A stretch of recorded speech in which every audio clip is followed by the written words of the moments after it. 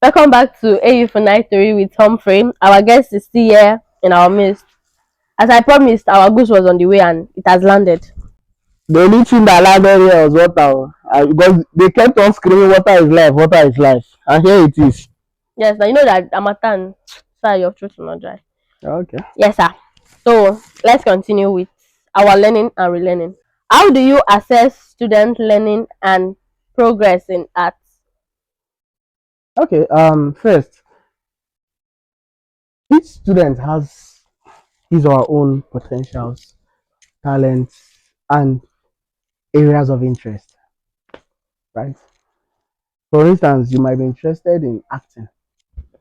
I might be interested in photography. The next person might be interested in editing, but not editing as in video editing, photo editing. And that person might be interested in graphics design. How do you merge these things together? Now, how do I assess these students? First of all, you need to create a level ground where students are free to talk to you, right? Because if students don't communicate with you as a lecturer or as a staff or as a mentor in quote, they would not relate some certain things to you. This what I mean by certain things: challenges, hopes, aspirations, ideas, concepts, and what have you. Because, for instance, now, if a student has issues, the person will definitely look for somebody to confide in. And you are supposed to be a mentor, you're supposed to be a guardian, supposed to guide, direct, and all the rest. So, what I do is, first of all, I have given my students an open door policy. And I think a lot of other people in my department have the same this policy. In fact, I can beat my hand on my chest and comfortably tell you that it is only in theater arts that we have the best lecturer student relationship, Yes. where you can text your lecturer even at 1 a.m. and the person will reply. You can go to your lecturer's office and do TikTok video with him or her, Wow. or is doing a video outside and invite your lecturer to come and join, and he'll join. So we've created that, we've demarcated. If there was a boundary before, we've joined it, we've crossed that bridge.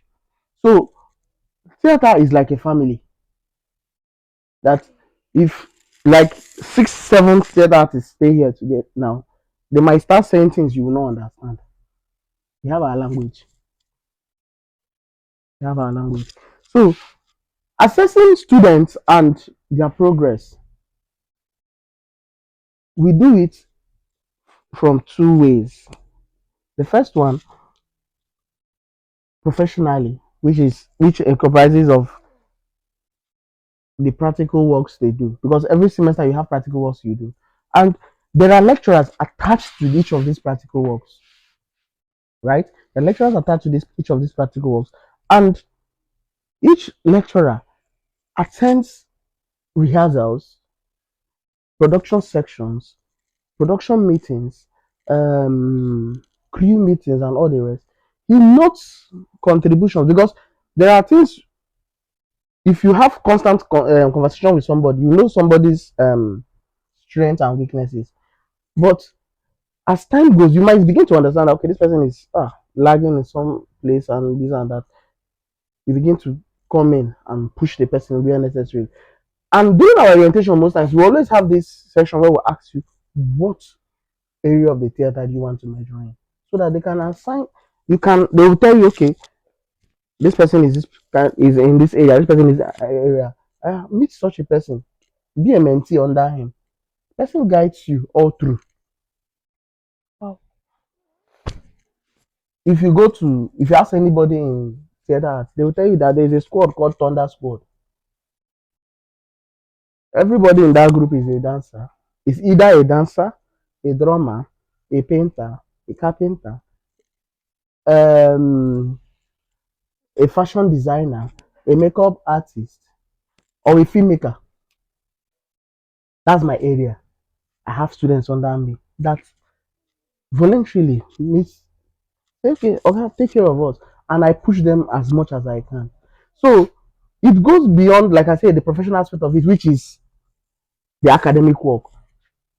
Our practical courses most times take more mark than Theoretical the course. theoretical part, but doesn't mean that we don't read. It might shock you to know that an average theater student has more textbooks than you, and our textbooks are very expensive. List of our textbooks, you see them around 8, 9 thousand. Wow. If you see the very expensive ones, you'll be looking at 30 something, 40 something, 50 something thousand textbooks.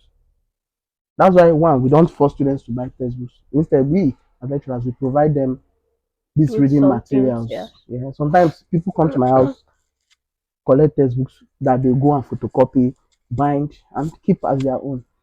Now, these students, like I said before, we are like family. We have the professional aspect, which is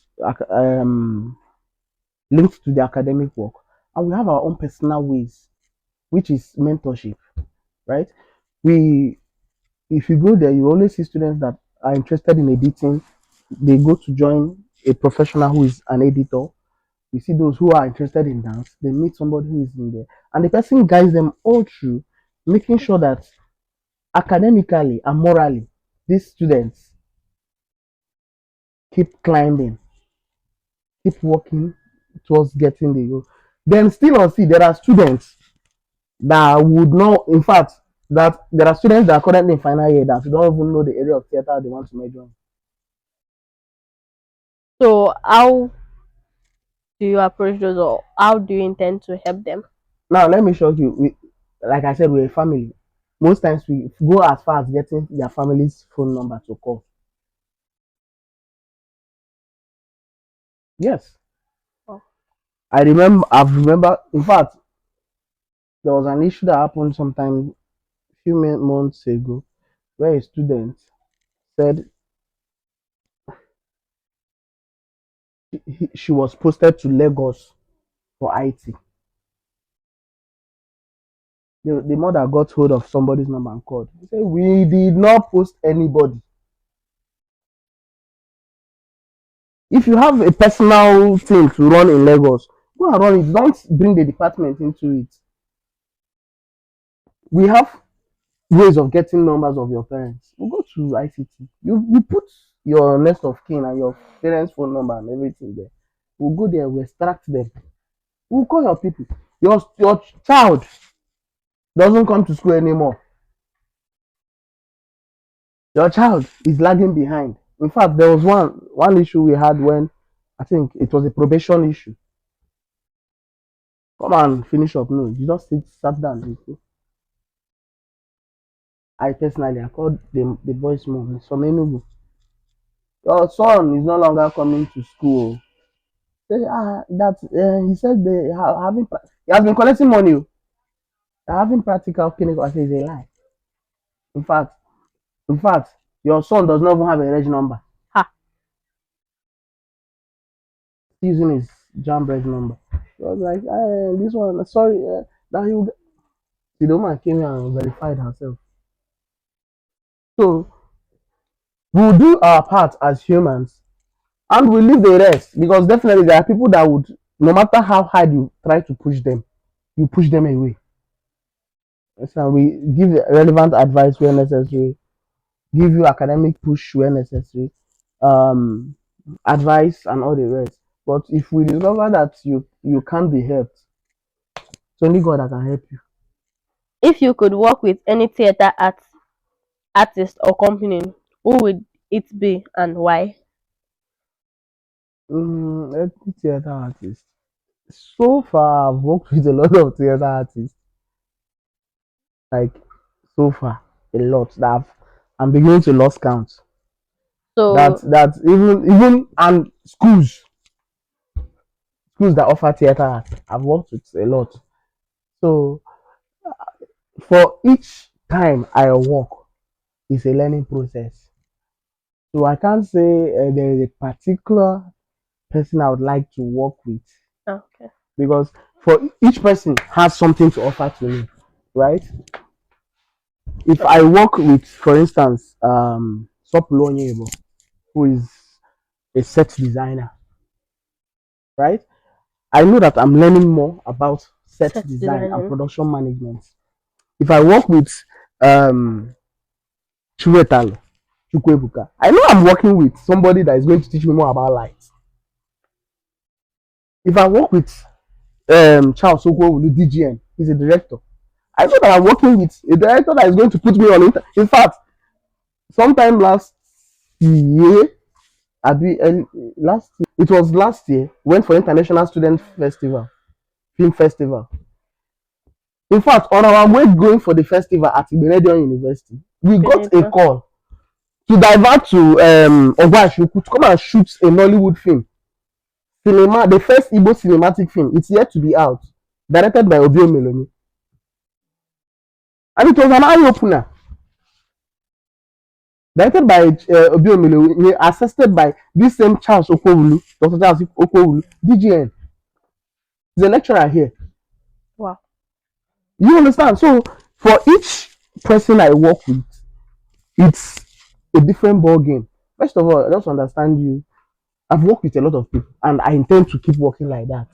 So I don't have a favorite or somebody I intend to work with. But as God may have it, if I must say, if there's anybody I would want to work with in the future, it's not a Nigerian. Mm. Tyler Perry. Tyler Perry. The man has gone beyond performance. He has gone beyond aesthetics. He has gone beyond creativity. He has gone beyond creativity. In fact, he's the richest black filmmaker in the world. He has his own studio. The studio is as big as from here to front. There's everything there. Airports, what have you. Like, somebody like that. Okay. I get big eye. I know. I know. Yeah. Yeah. So, if you could teach any other subject, what would it be and why? Funny enough, I used to be a teacher before I got this job. I thought government. I Wow. thought I thought government. I thought what's it called? I thought CRK. I thought literature in English, and I, each of them I know I did very well. So if I would be opportunity to teach any course away from theater related courses, I can handle a lot of courses in fine art. I mean, not a lot, few courses in fine art. I can handle few courses in music. I can handle few courses in what's it called, in Igbo. I can handle a lot of courses in philosophy. I went to a seminary school Okay. and I did philosophy. I was Sultan. I went to Bigad. Wow. Uh, so so so that's that. Okay. So, what is the most challenging part of teaching theater arts, and how do you overcome it? The most challenging part of it is is the course itself. One, as a lecturer, you are supposed to prepare your lesson notes, your whatever. You're supposed to attend classes. You're supposed to read ahead. You're supposed to attend seminars, conferences, write papers. You're supposed to go for rehearsals. Sometimes we have all night rehearsals. For instance, now this semester I'm teaching 100 level, 200 level, and final year. The 400 level course, the final year course, and the 200 level course are both practicals. They might fix night rehearsals, different days, and I'll attend both. But for them, only one course, right? Yeah. So such a thing.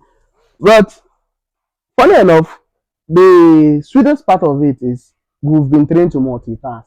Yeah. So So, it doesn't break you move me. down. Yeah. During practical sections, I practically live in my office.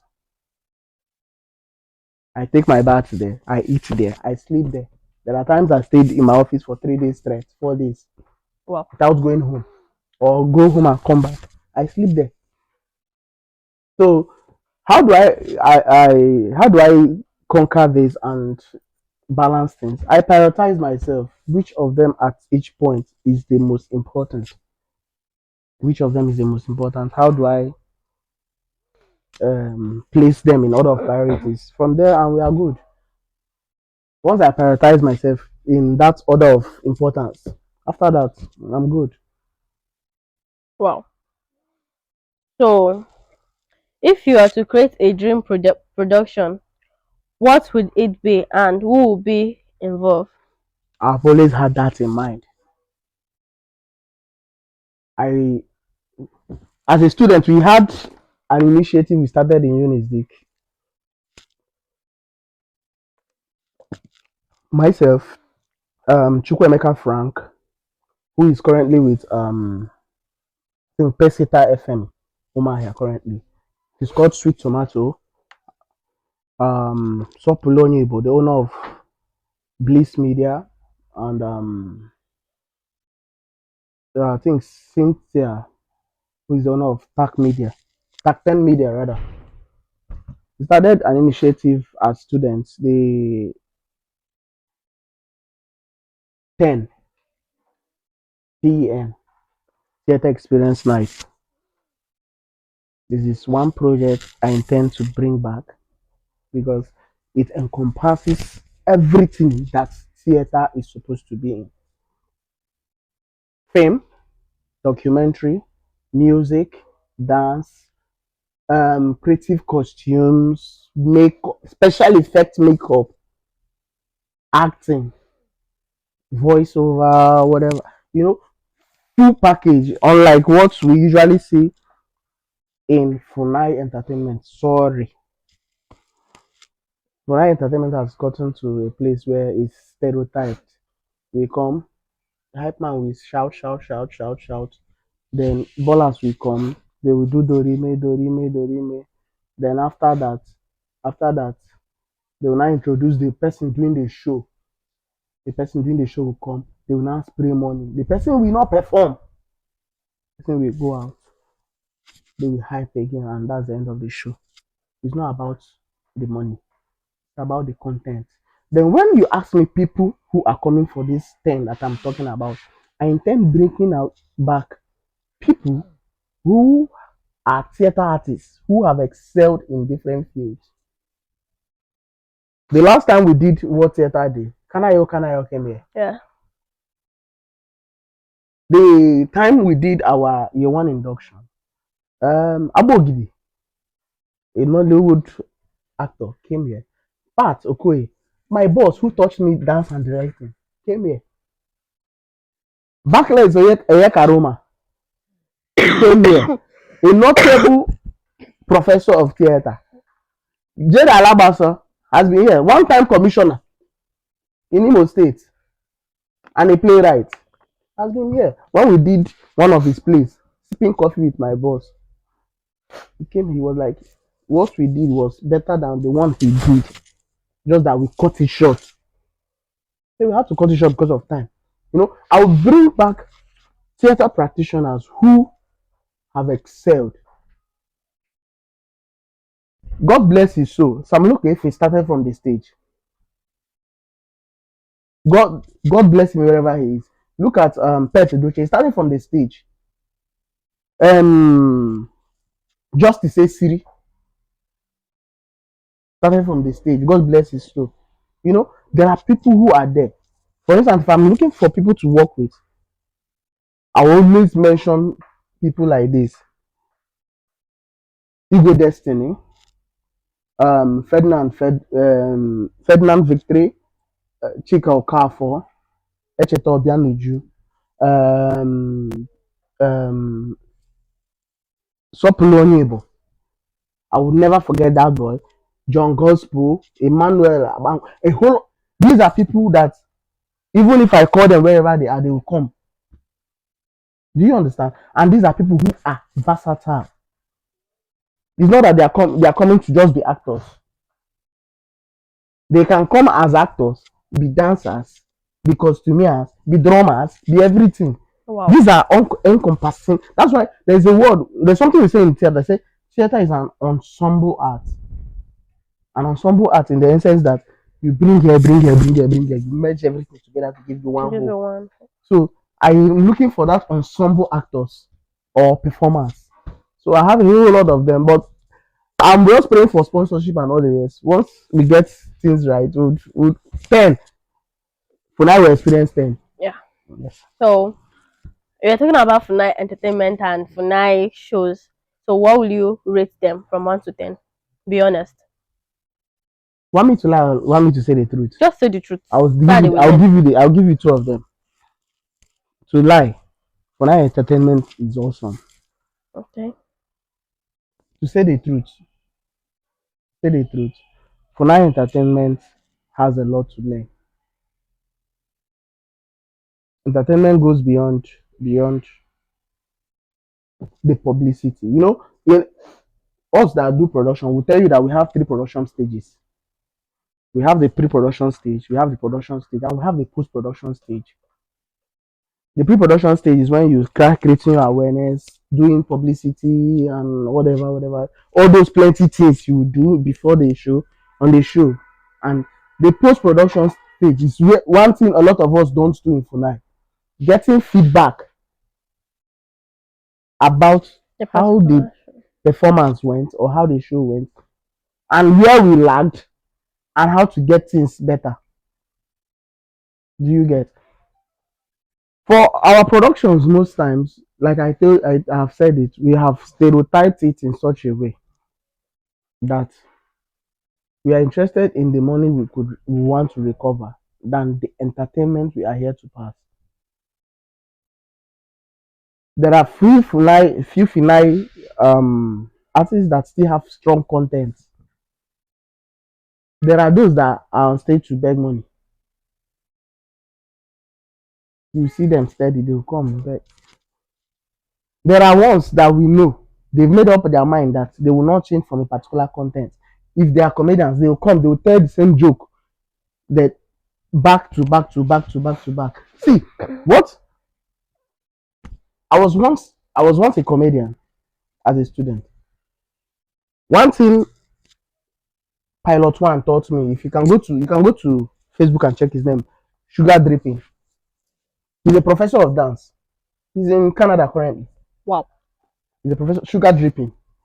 Go and check him. He's a professor of dance, an OAP, and an MC. What he taught us is come to an event, use practical things within that event to create content. Even if you carry joke from home, or for instance, come. Then for those that are musical artists, learn the art of performance. It's not about singing your song. A lot of people might know your song and sing alongside your song, but the vibe is not there. Create, if possible, dance routines, whatever, something that would link or attach people to your performance and look forward to it. For my performance and shows has grown from where it used to be, but there is more room. There is room for more improvement. So I feel that with the new GOS, I think Humphrey will do a good job. I've spoken to him a couple of times.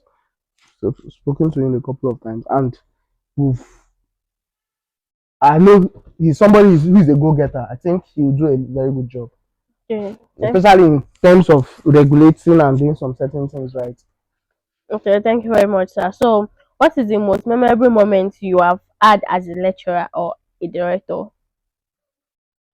Being a lecturer and being a director are two different things. Okay. So, It's just like asking me about my social and personal life. Now two different things. okay. So, For instance, now if you ask me about my personal life, I'm a very private person. But if you ask me about my professional life, I'm a very social person. I'm an introvert and an extrovert at the same time. that collabing. Na collabo. Yes. So, as a director, what is the most memorable moment? My most memorable moment is creating my own work, which will be out soon. Will be out soon. Okay. I'll keep it. Tell no tales. That's the name. The film will be out, and I would invite all of us to come and see it. Okay. So, what's your advice to give to the students who want to pursue the career in theater art? What's your advice for them and the freshers that is coming in? I always say one thing. I always say steady. Be ready to sacrifice. There are three different things you must sacrifice as a theater artist. One, I call it the three T's. The first one, you sacrifice your time. You sacrifice your time because once you come into theater art, you don't have time for yourself. There are times when you will not go to church for like 2 weeks or 3 weeks, depending on the time, as the case may be. Currently, as I'm rehearsing for Calabar Carnival, and so far, so good. There are times when the rehearsals can encroach into Sundays. So sacrifice your time, sacrifice your talents.